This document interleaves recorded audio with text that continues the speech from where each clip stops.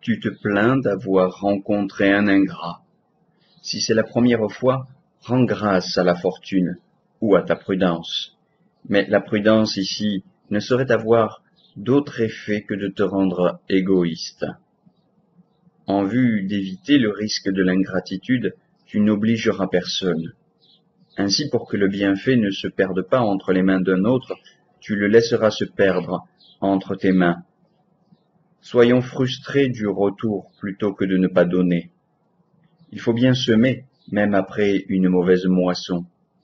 Souvent, ce qu'avait fait perdre l'opiniâtre stérilité d'un terroir ingrat, une seule année d'abondance l'a rendu. La chance de trouver un homme reconnaissant mérite qu'on étende l'essai aux besoins jusque sur des ingrats. Nul n'a dans ses bienfaits la main assez sûre pour ne pas s'abuser souvent. Qu'il s'éparpille autour du but, mais qu'une fois ou l'autre, il s'y plante.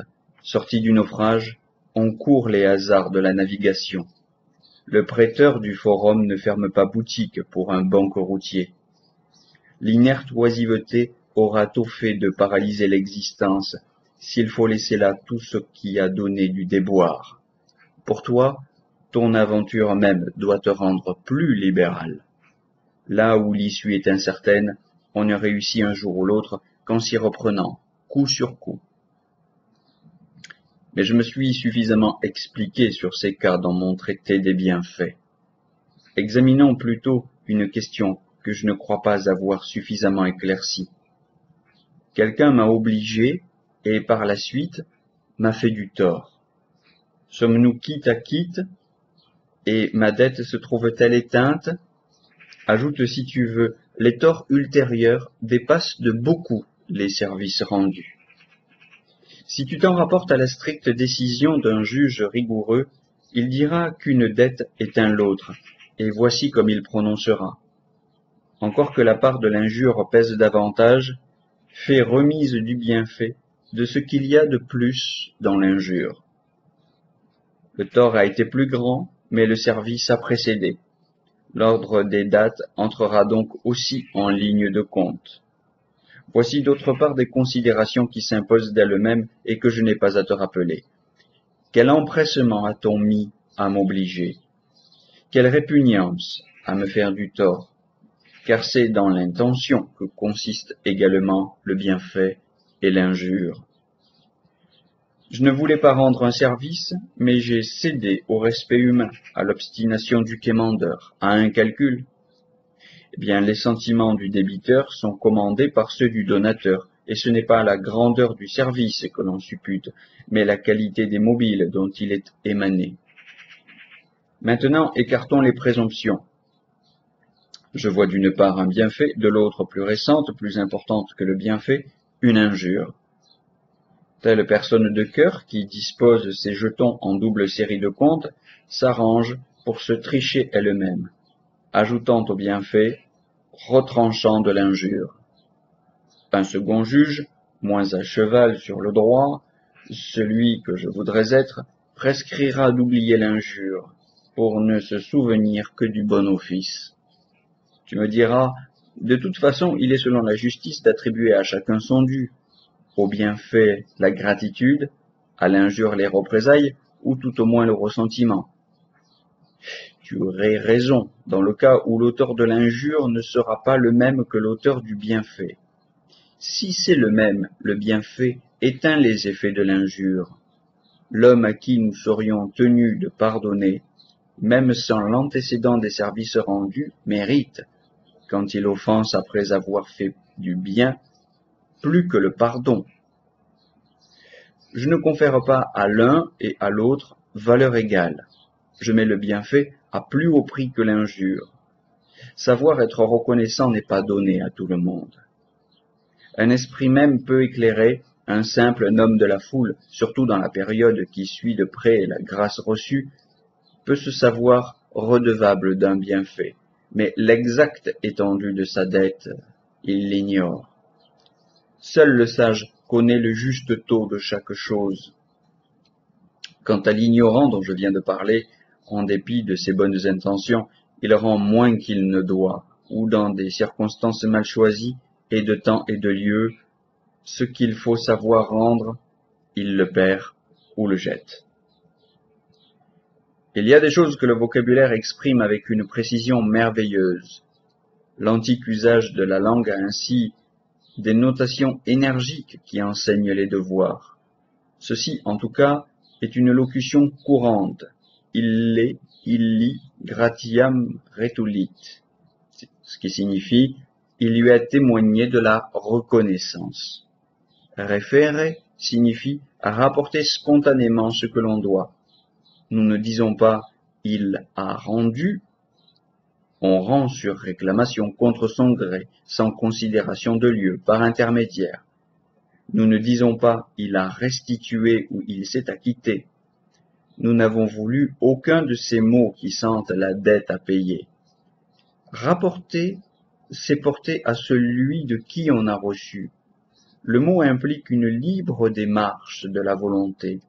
Celui qui rapporte s'est adressé lui-même une mise en demeure. Le sage à part soi pèsera toutes les circonstances, combien il a reçu, et de qui, et pourquoi, quand, où et comment. Et c'est pour cela que nous soutenons que nul ne sait pratiquer la reconnaissance hormis le sage. De même que savoir donner est le secret du sage, c'est-à-dire bien entendu de l'homme qui goûte plus de joie à faire le don qu'un autre à le recevoir. Voilà un aphorisme que nos adversaires mettent au nombre de ces propositions par où nous semblons heurter l'opinion générale et que l'on appelle en grec des paradoxes. Ils disent « Ainsi personne, hormis le sage, ne sait témoigner sa reconnaissance, mais alors il s'agit de rapporter son dû à un créancier, nul ne saurait le faire que lui. De même encore, il s'agit après emplette de s'acquitter envers le vendeur. Il ne faudrait pas que l'opinion s'en prie trop à nous.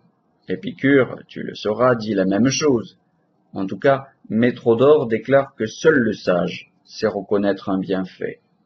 Après quoi, Métrodore s'étonne de nous entendre dire « Le sage seul sait aimer, lui seul mérite le nom d'ami ». Cependant, la reconnaissance procède de l'affection et de l'amitié. Elle est même plus répandue, elle est à la portée de plus de gens que la véritable amitié. Après quoi Métrodore s'étonne de la formule « Il n'y a de bonne foi que dans le sage », comme s'il n'était pas le premier à le dire. Te semble-t-il homme de foi celui qui ne sait point se montrer reconnaissant? Qu'il cesse donc de nous décrier comme des ressasseurs d'opinions fantastiques. Qu'il sache bien que c'est chez le sage que réside l'honnête même, et que le vulgaire n'en a que l'apparence et l'image. Personne ne sait rendre un bienfait, sauf le sage. Espérons que le sot rendra tant bien que mal, comme il saura et pourra. Ce sera la science qui lui manquera plutôt que la bonne volonté, car vouloir n'a pas besoin d'être appris. Quant au sage, il mettra toutes les circonstances en parallèle, car la valeur d'un même bienfait s'accroît ou décroît suivant le temps, le lieu et le motif. Souvent des trésors répandus à pleine main sur une famille n'ont pas tant fait que 1000 deniers donnés à propos. Il y a une grande différence entre faire largesse et secourir, entre une libéralité qui sauve une vie et une libéralité qui met un homme dans ses meubles. Un petit don peut avoir de grandes conséquences. Bref, pour ne pas revenir sur des questions que nous avons suffisamment approfondies, l'honnête homme mettra en parallèle le bienfait et l'injure, arrêtera sa décision en toute équité, mais il aura plus d'égard au bienfait. C'est de ce côté qu'il penchera. Dans les cas de cette espèce, rien n'a plus de poids que la qualité de la personne. Tu m'as rendu un service à propos d'un esclave, tu m'as fait injure en touchant à mon père, tu as sauvé mon fils, mais si j'ai perdu mon père, c'est par toi. Il continuera suivant la méthode usuelle dans les bilans. Si le déficit est insignifiant, il fermera les yeux, même s'il est très net, mais s'il peut remettre la faute sans nuire à ses devoirs d'affection et d'honneur, il en fera grâce. Ce sera le cas lorsque l'offense l'atteindra seule. Tout se ramène à la règle que voici. Il sera dans l'échange arrangeant. Il permettra même que l'on grève son compte. Il répugnera à payer le bien qu'on lui a fait en le balançant par le mal. Par inclination et par penchant, il tiendra à s'estimer redevable, à témoigner sa reconnaissance. Ceux-là s'abusent, qui trouvent plus de plaisir à recevoir qu'à rendre. Autant le débiteur qui s'acquitte a plus de gaieté sur le visage que l'emprunteur, autant faut-il, quand on se libère de la dette, grande entre toutes, de la reconnaissance, sentir une satisfaction plus profonde qu'au moment même où l'on contracte l'obligation. Voici en effet une autre erreur des ingrats. Alors qu'ils remboursent à leurs créanciers plus que le capital qui leur a prêté, il semble se figurer qu'on a la jouissance des bienfaits à titre gratuit. Le bienfait s'accroît, lui aussi, avec le temps, et il faut payer d'autant plus que l'on a tardé davantage. C'est de l'ingratitude que de rendre aux bienfaiteurs sans les intérêts. Autre point dont on tiendra compte en balançant recettes et dépenses. Faisons tout ce qu'il faut pour marquer le plus de gratitude qu'il se pourra. La gratitude est en vérité notre bien propre, au même titre que la justice, qui ne se rapporte pas exclusivement, ainsi que le veut le vulgaire, à l'intérêt d'autrui. Une bonne part de ce qui émane d'elle reflue sur elle. Il n'est pas de cas où, en obligeant autrui, on ne s'oblige soi-même. Je ne me fonde pas sur cette raison qu'ainsi l'on s'assurera l'aide et la protection de celui que l'on a aidé et défendu, que le bon exemple remonte par le détour jusqu'à son auteur, tout comme les mauvais exemples retombent sur ceux dont ils partent, tout comme la commisération se refuse à ceux qui pâtissent d'injustices qu'ils ont montrées faisables en les faisant. Je dis que toutes les vertus portent en elles-mêmes leur prix. Ce n'est pas pour une prime à gagner qu'elles se pratiquent. Le salaire d'un bel acte accompli, c'est de l'avoir accompli. Je suis reconnaissant, non pas afin qu'un autre m'oblige plus volontiers, mon initiative l'ayant piqué au vif, mais pour remplir un très doux, un très noble devoir. Je suis reconnaissant pour mon plaisir, non par intérêt. Et la preuve, vois-tu, c'est que si je n'ai la faculté de prouver ma reconnaissance qu'en passant pour un ingrat, si je ne puis restituer le bienfait que sous les formes d'une apparente injustice, je ne serai pas ému, et je poursuivrai, malgré le scandale, mon vertueux dessein. Nul, à mon gré, ne met la vertu à plus haut prix, nul n'en pratique mieux le culte que celui qui a sacrifié son renom d'homme de bien, au témoignage de sa conscience. Ainsi, je le répète, tu recueilles de ta reconnaissance plus de fruits que le bienfaiteur. Il a obtenu la satisfaction vulgaire et banale de récupérer ce qu'il avait donné. Toi, tu as obtenu une satisfaction bien grande, qui découle de la complète félicité de l'âme, celle de t'être montré reconnaissant. Si, comme le mal cause notre misère, la vertu nous assure le bonheur, la gratitude étant une vertu, tu as acquis, en restituant quelque chose de fort ordinaire, un estimable, un inestimable trésor. La claire conscience de ta gratitude, état dont est seule capable une âme divine et heureuse. Le contraire s'accompagne de la plus accablante, de la plus triste des misères. Car le moyen d'avoir sa propre personne en gré pour qui n'a su gré de rien à personne, Tu supposes que je veux dire tout ingrat sera malheureux. Je ne parle pas au futur, il l'est déjà. Gardons-nous donc de l'ingratitude, non pour l'amour d'autrui, mais pour nous-mêmes. Ce qui rejaillit sur les autres dans l'effervescence des passions perverses est la moindre et la plus légère partie du mal. Le plus dangereux, le marque, pour ainsi dire, reste au fond et pèse sur le cœur coupable. Comme le répétait notre cher Attal, une mauvaise conscience absorbe la plus forte part de notre poison. Le poison que jettent les serpents pour tuer séjourne en eux et ne les tue pas. Celui-ci est surtout dangereux au cœur qui le renferme. L'ingrat se tourmente et se ronge. Il abomine ce qu'il a reçu parce qu'il faut le rendre. Il le ravale. Mais les torts, il les étend, il les amplifie. Est-il condition plus misérable que celle d'une âme qui perd le souvenir du bienfait, mais retient l'injure?